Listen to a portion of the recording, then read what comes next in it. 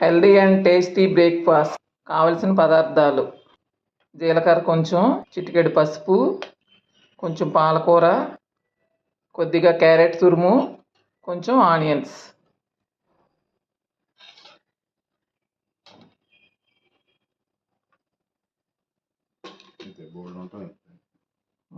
మొత్తం వేసి ఒకసారి కలిపేస్తాం.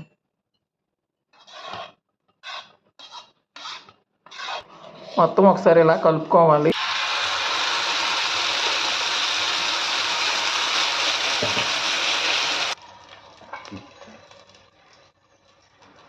వెళ్ళిపోయింది అది.